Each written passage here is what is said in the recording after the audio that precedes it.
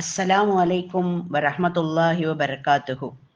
மாதங்களில் சிறந்த துல்ஹஜ் மாதம், நாட்களில் சிறந்த அதன் முதல் 10 நாட்கள்.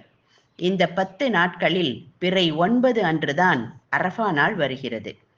ஒரு முறை உம்மு சல்மா ரலியல்லாஹு அன்ஹா அவர்கள், நாட்களில் சிறந்த நாள் எது என்று நபி ஸல்லல்லாஹு அலைஹி வஸல்லம் அவர்களிடம் கேட்டார்கள். உடனே யௌமு அரஃபா என்று பதில் வந்தது. அத்தகைய அருள்மிகுந்த அரஃபா நாளின் சிறப்புகளை காண்போம்.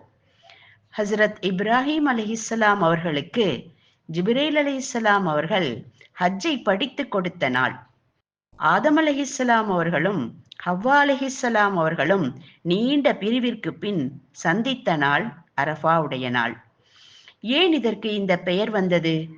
இந்த 2 நிகழ்வுகளும் நடந்தது மக்காவிலிருந்து 22 கிலோமீட்டர் தொலைவில் உள்ள அரஃபா என்ற மைதானத்தில்.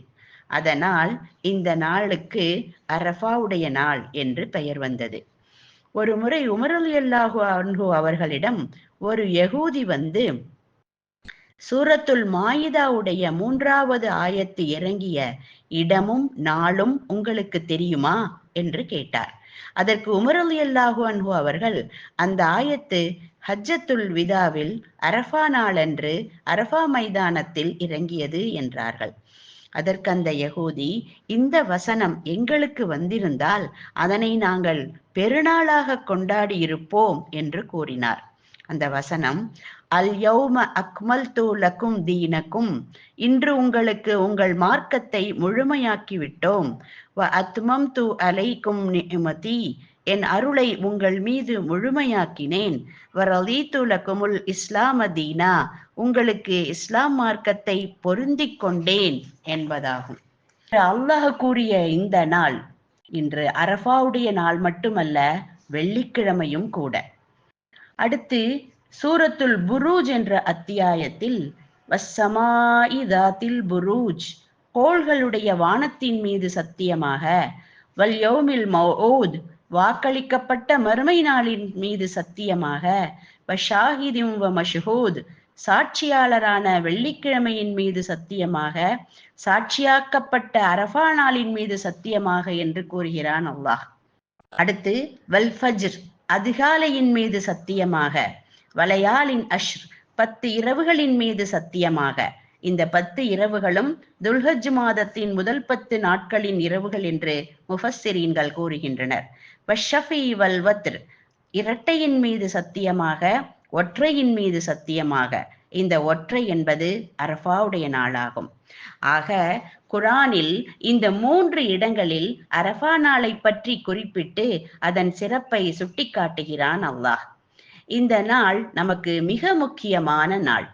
அரஃபா நாளன்று அல்லாஹ் முதல் வானத்திற்கு வந்து மலக்குகளை அழைத்து, பாருங்கள் என் அடியார்களை, என் அழைப்பை ஏற்று எல்லாவற்றையும் விட்டுவிட்டு பரட்டை தலையுடன் புழுதி படிந்தவர்களாக இங்கு வந்திருக்கிறார்கள்.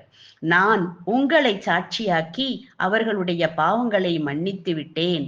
இத்தகைய நல்லடியார்களையா நீங்கள் படைக்க வேண்டாம் என்று கூறினீர்கள் என்று பெருமையாக கேட்கிறான்.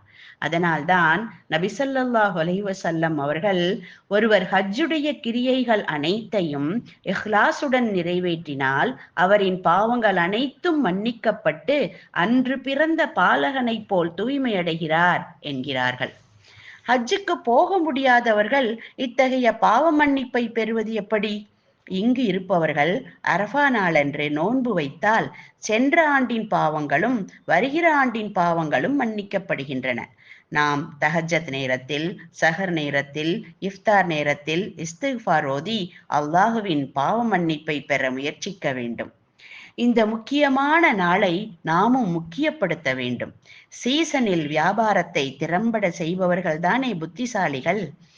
துல்ஹஜ் பிறை 9 அரஃபா நாளன்று ஃபஜ்ரில் ஆரம்பித்து பிறை 10, 11, 12, 13 அசர் வரை மொத்தம் 23 வக்துகள் ஃபர்லு தொழுகைக்கு பின் அல்லாஹு அக்பர் அல்லாஹு அக்பர் அல்லாஹு அக்பர் லா இலாஹ இல்லல்லாஹு வல்லாஹு அக்பர் அல்லாஹு அக்பர் வலில்லாஹில் ஹம்த் என்ற தக்பீரை 3 முறை ஆண்கள் சப்தமாகவும் பெண்கள் மெதுவாகவும் கூற வேண்டும்.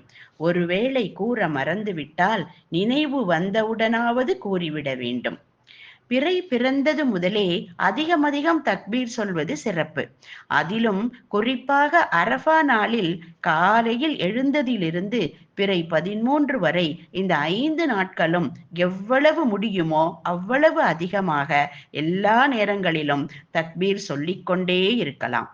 இப்னு உமர் ரலியல்லாஹு அன்ஹு அவர்களும் அபூ ஹுரைரா ரலியல்லாஹு அன்ஹு அவர்களும் சப்தமாக தக்பீர் கூறிக்கொண்டே மதீனாவின் கடைவீதியில் நடந்து செல்வார்கள்.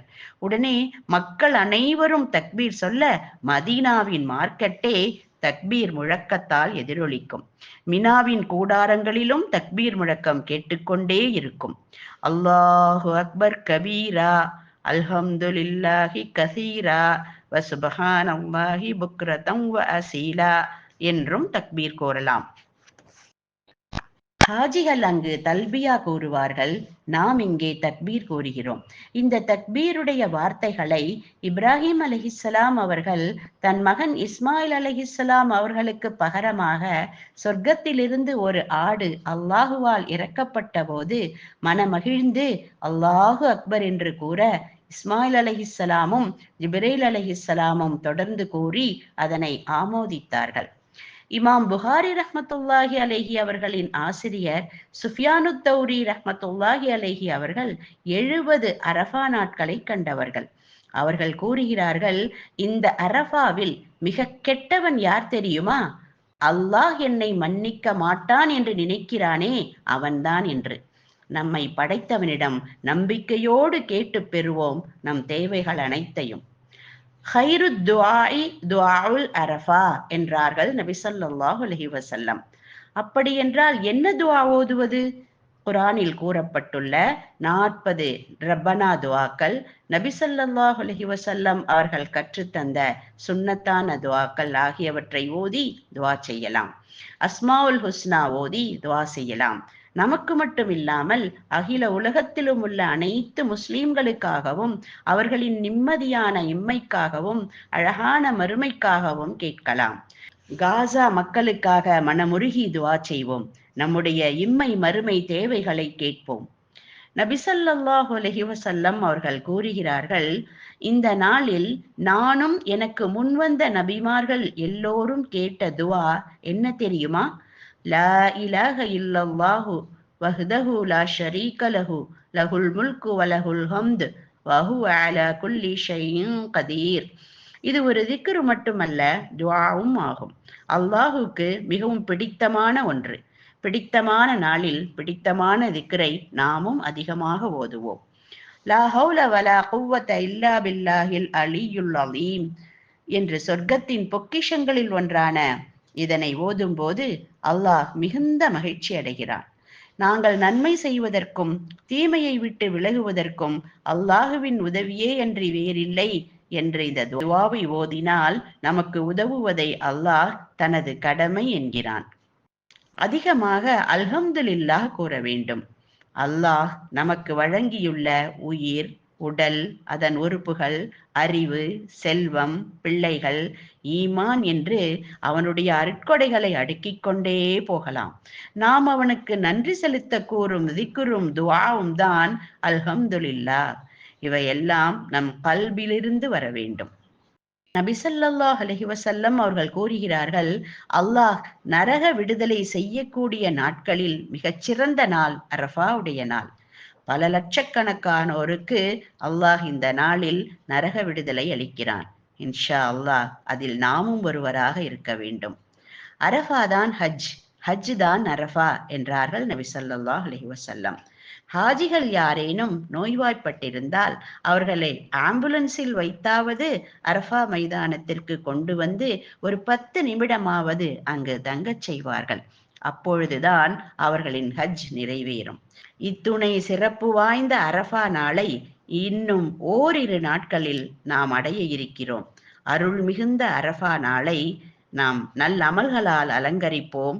அல்லாஹுவின் அருளை பெற்று இம்மையிலும் மறுமையிலும் பலன் பெறுவோம் இன்ஷா அல்லாஹ்.